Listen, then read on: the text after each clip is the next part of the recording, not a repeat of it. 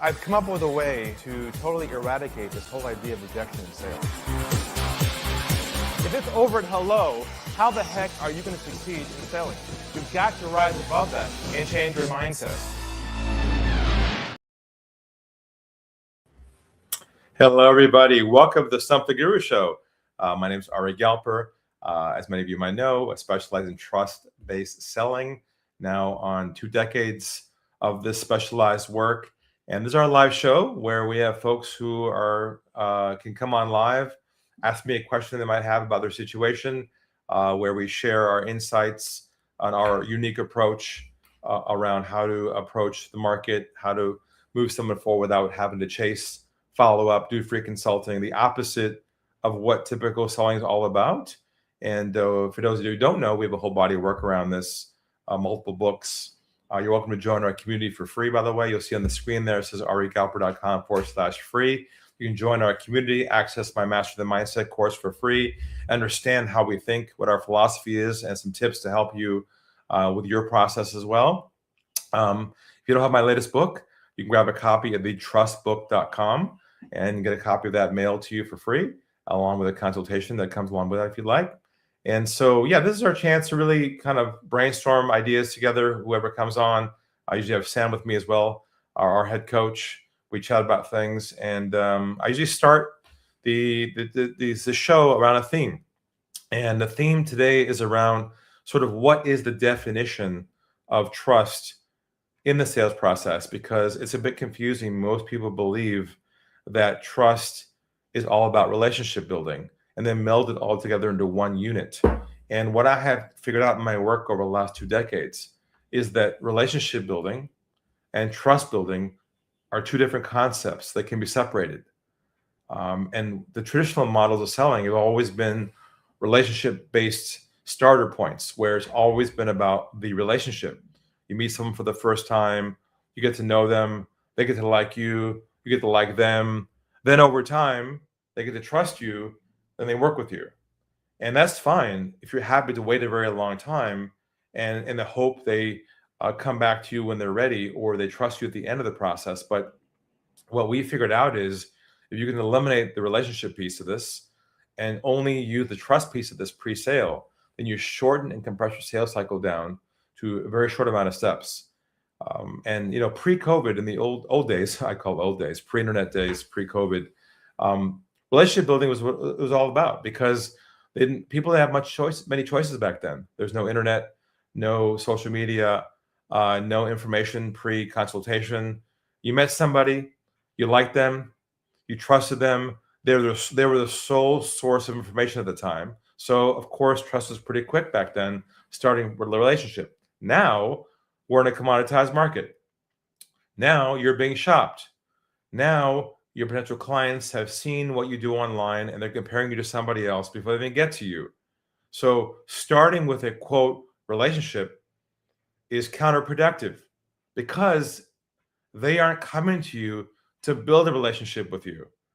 They don't even have to like you. They're coming to you with a problem they want solved. And the irony of all this is that we've been so conditioned and trained, when someone comes to us in a lead or a first meeting, we think that they want a relationship from us.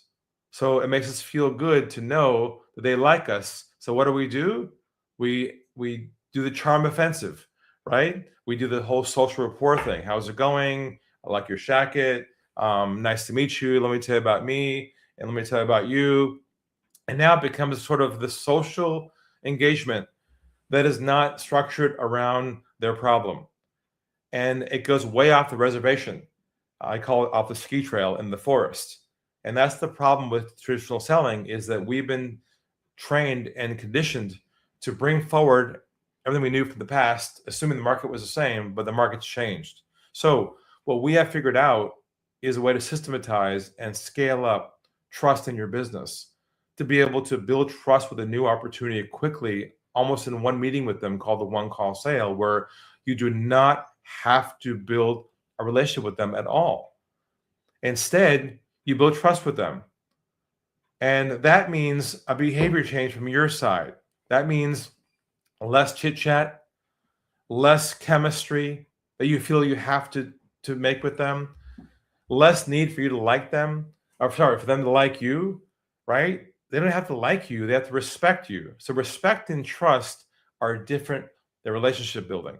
Okay? So to build trust with somebody, you want to engage them like a doctor and a patient around their problem at hello. Okay?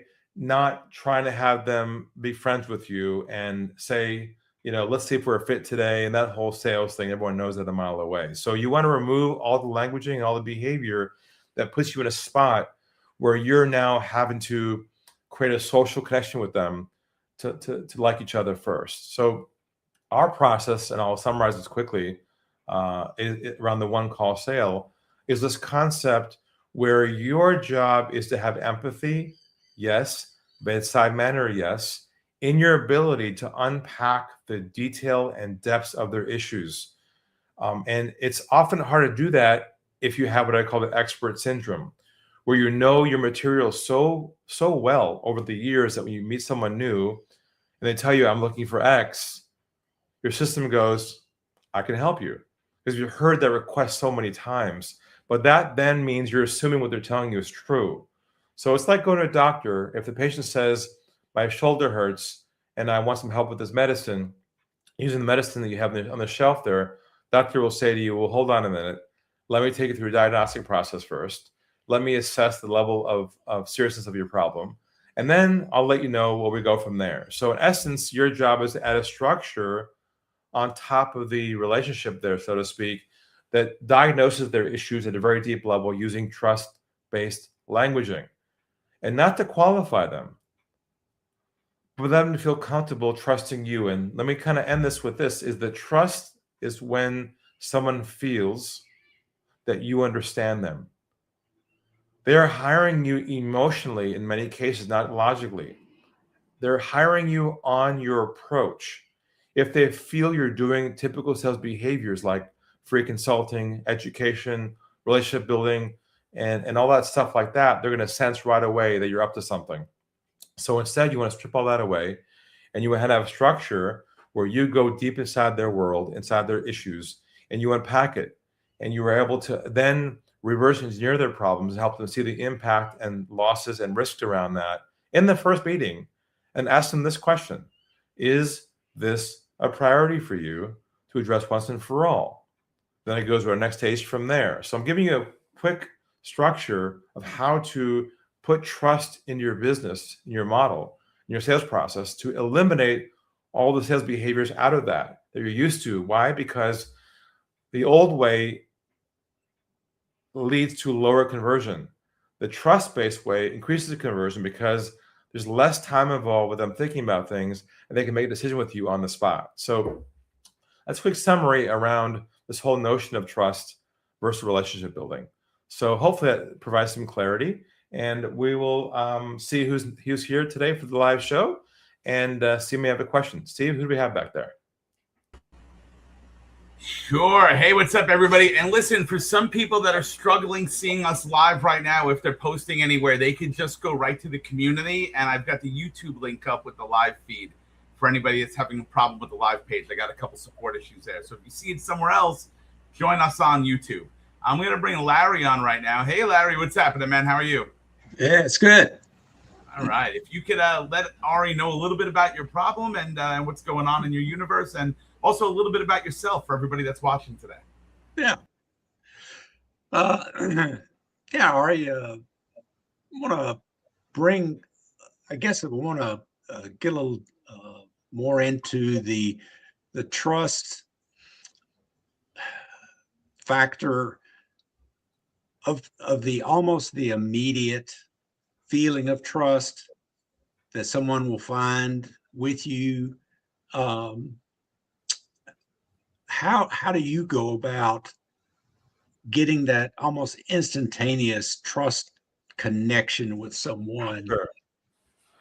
Well, it starts at hello, obviously. So let's just assume that you have a new opportunity and they're willing to meet with you.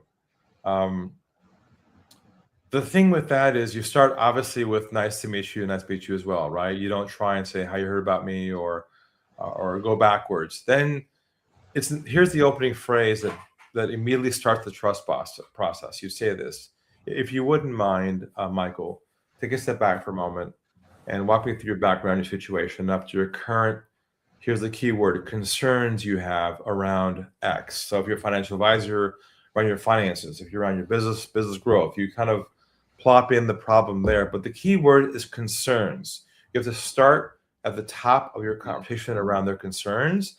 That helps them feel comfortable opening up. Now, we're not used to doing that. We're used to saying, nice to meet you. Nice to meet you as well. So let me tell you about me and let me tell you about you. And then it becomes like a dating conversation.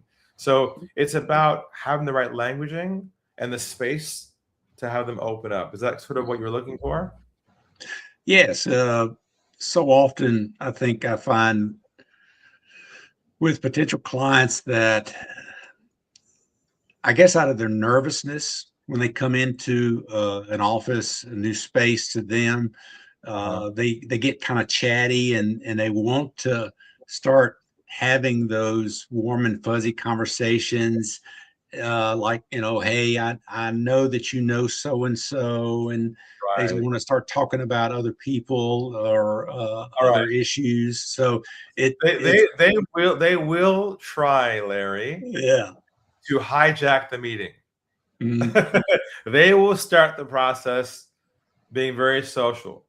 That's fine. Let them say a couple of things. Then when the space is open, just start with that question. Hey, if you wouldn't mind, guys, take a step back for a second. Walk me through the big picture of where you're at.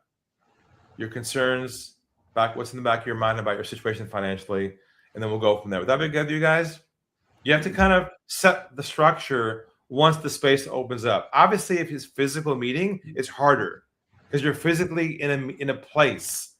They have to get a chair, a cup of coffee. They drove to you. They feel this obligation to kind of go social. That's why I'd encourage people to go to a first meeting on Zoom, because Zoom cuts out all that social momentum because it's limited. You're in a square, right? And you can be the doctor. So you're right. It's tougher when it's live, especially if you go to like a coffee shop. Then it's like, forget it. What kind of coffee you want, right? So try and reorganize your process if possible to start the brief meeting, maybe in Zoom, or if they get to you physically, try and obviously let them say their piece and then right into the structure right away. Great. Yeah, that's what I was looking for. Oh, good, Larry. Good to see you again. Thanks for coming on. All right. So that was from Larry, a financial advisor. And this is very common in most industries that we struggle with how to navigate from a social structure to a professional structure because we're afraid of, quote, breaking the relationship with them or them not liking us or making it awkward. It doesn't have to be awkward if you have the right languaging and process in place to initiate the model from the beginning with them where they feel right away it's about them and not about you.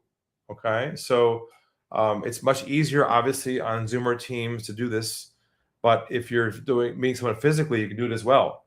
As long as you are aware in your mind of the structure so they don't take over the meeting. Now you have to adapt to where they're going to go, and now you're in trouble because it's why doctors have a structured process in place to not allow that to happen because they're on a time limit. They have 30 minutes for next patient. They have to do their job. They have to diagnose first. So your job is to make sure that structure in place to do that. To learn more about this, grab my book, Trust in a Split Second, at www.thetrustbook.com, or just take our free course in our community at arigalper.com/free. You see at the bottom of the screen there, and learn the mindset and update your skill set to where the market is now, because you're selling the old way in a commoditized world. You have a very low conversion rate and struggle with that. So who's back there? Is that Sam back there, Steve? Yeah, let me bring Sam on right now. Here we go. Hey, Sam, what's happening? Happy winter. Hey, Ari. Hey, Steve. How are you? Hey, Sam. How's it going? I'm good. Great. Thanks. Great. I've just been thinking about what you're saying. There's people get confused with this whole trust thing. You know, they do make it more complex than it really is. But I'm glad you refined it, because if you look at it from the simplistic level, now I just want to say that no one's suggesting that people are not trustworthy, right? This is a perception. So your prospects need to feel that they can trust you, right? So I like what you said about defining trust. Now, in the simplest fashion, this is the way I look at it. When they hop on a call, they're sort of saying to themselves, are they a friend or a foe, right? Do I need to put my guard up here? Can I relax? Can I just be me? And I like what you said about, at the end of the day, trust in their mind is simply when they say to themselves, this person gets me. This person understands me. And when you feel understood, you're right. It's an emotional, the logic, is secondary. When they feel, gee, this person really understands me. It's like when you go to the doctor and the doctor just gives you 100% clarity on something, empathizes with you. You think, finally, someone gets me. I think that's, in a nutshell, for me, trust is that feeling. Also, the feeling of, is this person a friendly? Are they on my side? Or do I need to put my guard up? And the other thing that really comes into play is that they were thinking to themselves, this person got my back as their best interests, or do they have their agenda? Because that's a big difference. You can smell it a mile away. And I think they're the fundamentals around trust as well. What do you think? Well, it's interesting because when a lead comes to us, we assume they're looking for information. Yeah. And they'll say, I'm looking for some help around this. Can you help me? And we just jump right into, yes, I can, or here's how we work, or let me ask you a couple of questions. And you qualify them, and off you go to the races. And what people don't realize is psychologically, what they're really asking themselves in the back of their mind, which they will not say to you up front, is, can I trust you? So when you understand the psychology of their process, that they are they're emotional beings, and like us, we need to feel our system is on alert, especially nowadays. And when we're calling someone new or meeting someone new, we're worried about their behavior. We're worried about what they might do. In fact, we've had experiences in the past where we've been taken advantage of. So we assume their agenda is to move us forward. Do that in advance, then your job is to diffuse that at hello. Otherwise, you're playing a game with someone else that you can't win. That's why you end up chasing leads who don't call you back and go cold on you, because you started the process inside their process, so to speak. Yeah, absolutely. And, that's the key thing. I mean, and they're always thinking to themselves in that conversation from hello, two things. Do I trust him or her? And the other one they're thinking is, and it's pretty obvious, they're thinking, are they going to try and sell me something? Because that's what they expect. Exactly. On the marketplace. That's what they've been conditioned to. I mean, how many calls do you get? You know that all the calls you receive is somebody pitching something that they've got that they want you to get. Right? So, they're used to that. So disarming that from the start, this is not about me. This is about you. That's an important concept right there. You just said, this meeting is not about us. It's about you. See, they're coming in thinking you are going to hijack the meeting about you to sell your services. That's what the buyers are thinking going to a seller. So your job is to reframe the entire structure at hello for them to feel comfortable with you, to know this meeting today is not about me. I'm not going to talk about me. It's about you.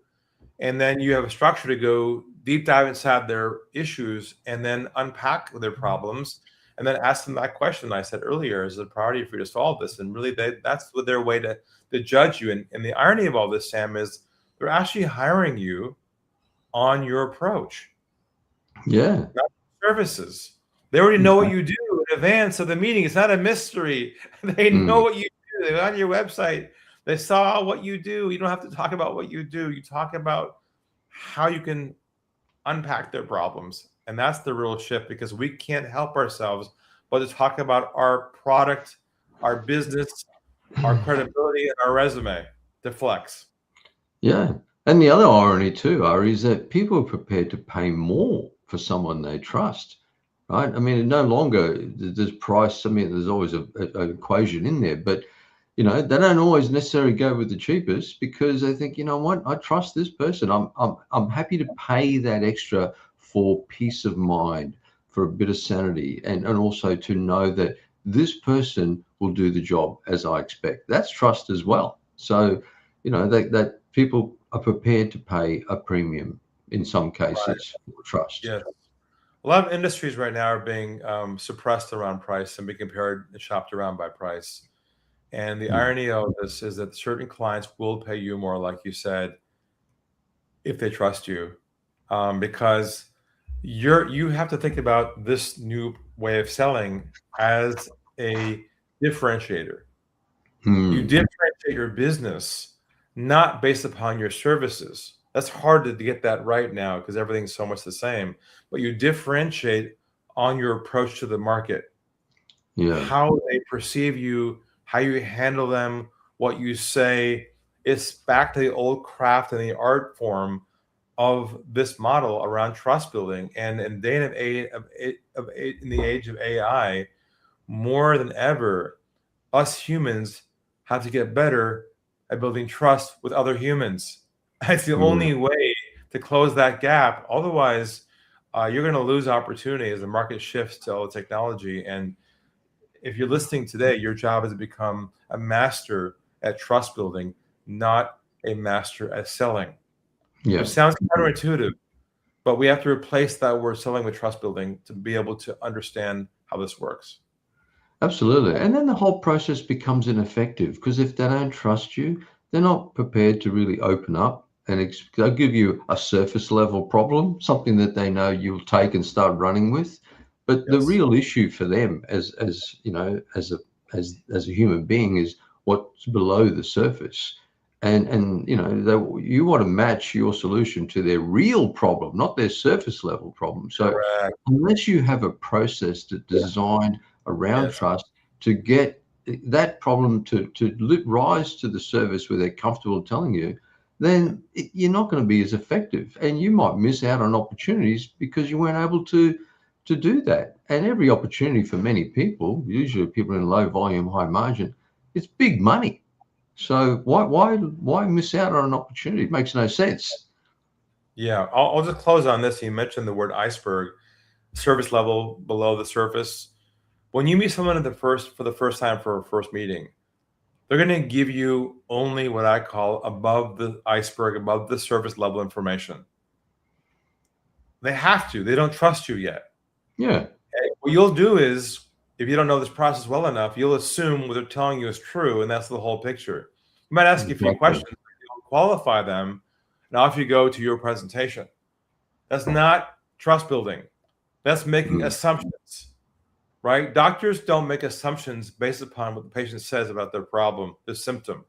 Their job is to get to the source of the problem and not assume what they're hearing is true, which is counterintuitive because in sales, we've been taught to be what I call yes people. Always agree with the client. Always make them happy. But in our world, we're the no people. I don't mean no. I mean, we challenge their assumptions. We challenge what they think their problem is. How often they say our problem is X, turns out it's actually Y.